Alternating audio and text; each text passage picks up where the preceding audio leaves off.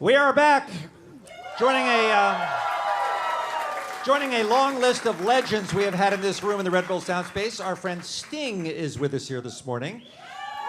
So, you recently played the Hollywood Bowl with your friend Peter Gabriel. I did, yeah. The rock, paper, scissors tour.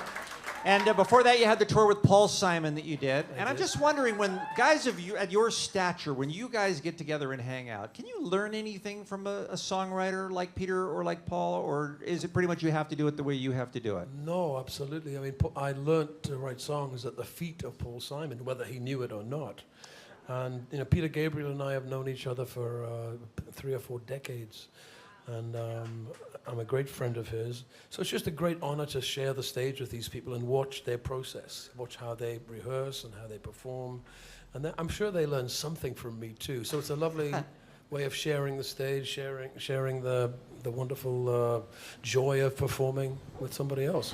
You know, I was thinking about it because, you know, top of their game professional football players still watch tape of other teams because they're doing the same job. Are they doing it differently in a way that I can be inspired by or learn from? And it's the same way when you work with guys like that. No matter how much you think you know, there's always something else out there to learn. Absolutely. I mean, somebody like Paul Simon and Peter, there's always something to learn. I'm still a student. What about the stage show? I mean, everybody does it differently. You watch Bono and U2, and they've got a whole crazy setup. You know, what was really different about the rock, paper, scissors tour is that neither of us left the stage, really. Peter would play a song, me and my band would play a song, and then Peter would respond. It was like a kind of battle of the bands. Nobody had ever seen that before. I would do backup for him, he'd do backup for me. We'd trade songs and, do dance routines. It was so much fun. I'm sorry I missed the dance routine. Same. That sounds fun. Man, come back. You have to come. Sting, we last had you as a guest on the Kevin and Bean Show. Believe it or not, it's been 11 years since your last appearance. You were here in March of 2005, I want to say. I remember every question. And we had a caller that day who asked you a question you had been asked many times before, which is, would you ever consider a reunion tour with the Police? Mm-hmm. And you were very adamant that it would not happen. There was a lot of, I've been there, done that, and I'm not in the memories business, and I want to move forward. What changed your mind, Sting? Well, I like to surprise people. You did say that? Including the other 2 members of the Police. It's something you thought a great deal about and then decided to go for it. And at the end of it all, did it turn out to be as rewarding an experience as you hoped it would? It was very rewarding, absolutely. No, we're still great friends. You know, we have a fantastic legacy together that we're all absolutely proud of, as we should be. And it was a great time. But don't ask me if I'll do it again, because that wouldn't be a surprise, would it? Well, you could say no, and then you could do it again, and that would be a surprise. You never know. I had one more kind of police-related question, and that is, I have heard legendary stories about your first trip to America with the band.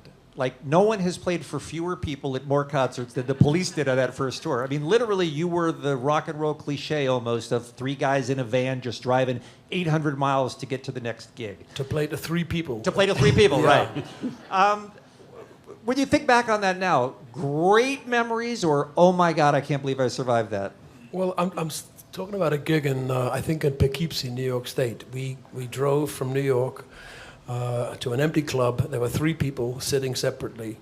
And They weren't even friends? no, they didn't even know each other. So I said, come down to the front and just, introduce each other. And we did like 5 or 6 encores at the end of that show. And I said, well, what do you guys do? She said, well, they said, we're all DJs in local stations. So they started to play our record. So you never know. You might be blasé about 3 people in an audience, but you shouldn't be, because they're all important. Could be the right people. Yeah. A lot of people back then tried to say the Police were part of the punk rock invasion that was coming over from Britain. Did you feel punk rock? In a way, but and in a way, no. I mean, it was a flag of convenience. A name doesn't really describe the music you play. Yeah, there was no one doing what the Police were doing, that's for sure. Absolutely. You're kind of on your own. All right, the beautiful Allie McKay is in the audience. Over to my left. Allie, you are with whom? With what question for our guest? We have Anne from Santa Monica. Thank you. Good morning, Hi, Ann. Sting. It's such a pleasure to meet you. All of This Time is one of my favorite all-time songs, so thank you so much for choosing I did it for you. Thank you. So honored. You told us earlier that it's your job to perform your songs with as much enthusiasm as you did when you first wrote them. But is there any particular song that you just never tire of performing? Well, I probably sang Roxanne at every performance, apart from today. But we're not done. It's a little early for Roxanne. But I always find some little incremental change in it. I always find some little change in the melody that perhaps someone listening wouldn't be aware of, but I am. So I'm always looking to kind of evolve the song, and the song does evolve. I'm not there to reproduce a record I made 35 years ago. I'm there to find little differences that keep me occupied with it, and the band too. The band will always introduce something new that's a surprise to me. Again, it's all about surprise. Great question, Ann. Thank you so much for coming. Glad to have you here. You're going to play the first single from the new album. The album again is called 57th and 9th. It comes out on November 11th. So this is going to be the first time anyone anywhere in the world has seen Sting perform this song live. And this is the one that I understand you wrote in a very cold room, Sting. Is that right? This song is about the dilemma of a songwriter who faces a blank page for a living. You're sat there with a page that looks like a field of snow, and you have to find some sort of clue about what you're going to write. You're looking for inspiration, you're looking for a muse, you're looking for a story. So it's like a search through the snow. And I wrote this in my backyard in the freezing cold. I locked myself out of the house and wouldn't let myself back in until I'd finished the song. So there's like a bad dog. There's a lot of cold imagery in this song, but it's really about the process of writing and that obsession, that desire to find a story. The new Sting song is called I Can't Stop Thinking About You. Here it is performed live from the Red Bull Soundspace here at KROQ. Give it up for Sting. Yeah!